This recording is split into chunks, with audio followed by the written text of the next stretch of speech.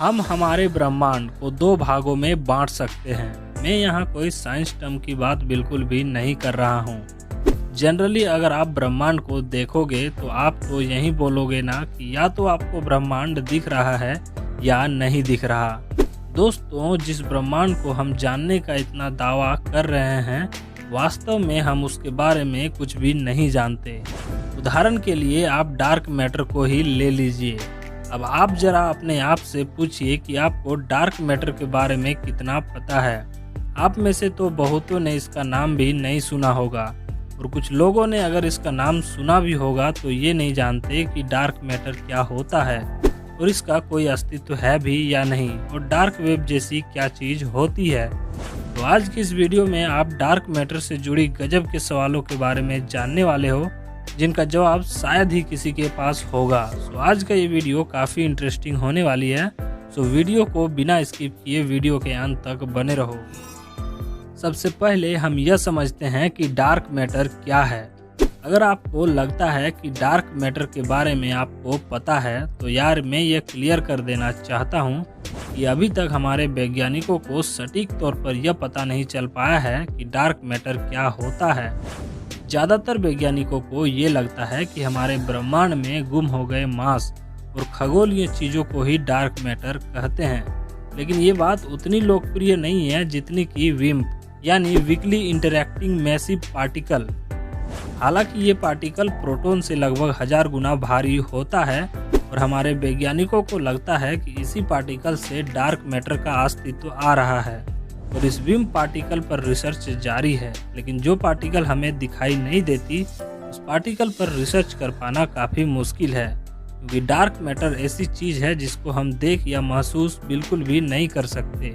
तो सोचिए उस पर रिसर्च करना और उसकी खोज कर पाना कितना मुश्किल होगा। डार्क मैटर क्या होता है वो तो आपने जान लिया, तो चलिए अब जानते हैं डार्क वेब क्या होता है। यूँ तो हमारे वैज्ञानिकों को साल 1930 में ही डार्क वेब का ख्याल आ गया था। जब हमारे वैज्ञानिकों ने गैलेक्सीज पर रिसर्च किया तो उसने पाया कि दूर मौजूद गैलेक्सीज आपस में मिलकर एक दूसरे के चारों तरफ काफ़ी तेजी से घूम रही है, जो काफ़ी चौंकाने वाली बात थी, क्योंकि दूर मौजूद उन गैलेक्सीज का विजिबल यानी दिखाई देने वाली मास उतनी नहीं थी जिससे गैलेक्सीज इतनी तेजी से एक दूसरे के चारों तरफ घूम पाए। इस सवाल ने वैज्ञानिकों को चौंका कर रख दिया, और इसी वजह से वैज्ञानिकों ने एक सिद्धांत यानी थ्योरी रखी। इस थ्योरी के अनुसार एक इनविजिबल मैटर इन गैलेक्सीज को एक दूसरे के चारों तरफ एक जाल के रूप में बांध कर रखी हुई है, और इसी के बाद डार्क मैटर अपने अस्तित्व में आया। हमारे वैज्ञानिकों को लगता है कि डार्क मैटर हमारे पूरे ब्रह्मांड में फैला हुआ है, और ये नॉर्मल विजिबल मैटर के मुकाबले 6 गुना इस ब्रह्मांड में मौजूद है, लेकिन हम इसे देख नहीं सकते। अब तक आप ये जान चुके होंगे कि डार्क मैटर क्या होता है, लेकिन यहाँ एक सवाल उठता है कि क्या डार्क मैटर सिर्फ एक ही पार्टिकल से मिलकर बना हुआ है या फिर एक से अधिक।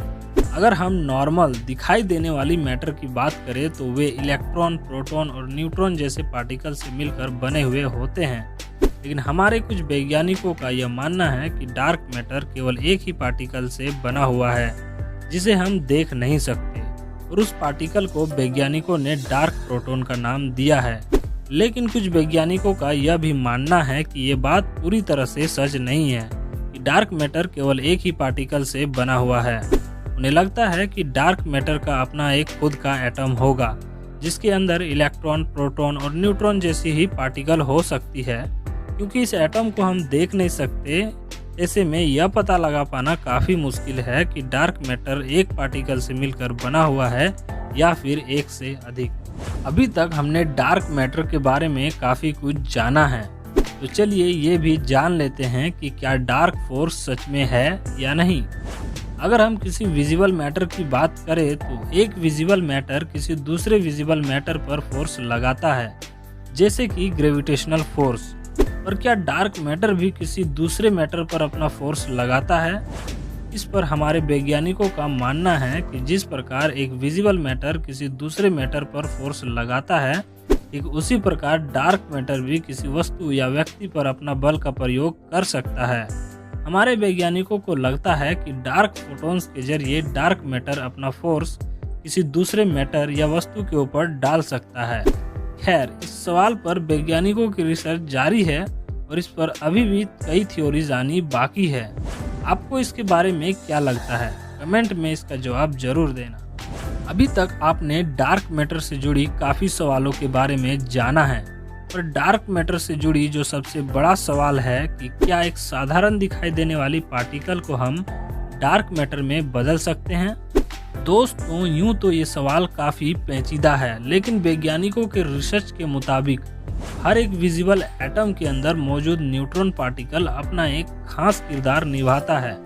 ठीक 14.5 मिनट के बाद न्यूट्रॉन का पार्टिकल एटम के अंदर से डिके होकर बाहर आता है और इलेक्ट्रॉन, प्रोटॉन या न्यूट्रिनो पार्टिकल में बदल जाती है।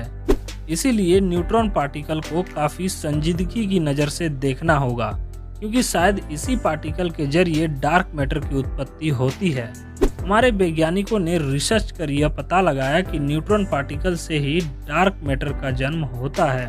जब एक न्यूट्रॉन पार्टिकल एटम से डिके होकर बाहर निकल रहा होता है, तब कुछ क्षण के लिए ये एटम से बाहर निष्क्रिय यानी इनएक्टिव होकर स्थिर रहता है, और यही वो वक्त होता है जब डार्क मैटर का बनना शुरू होता है।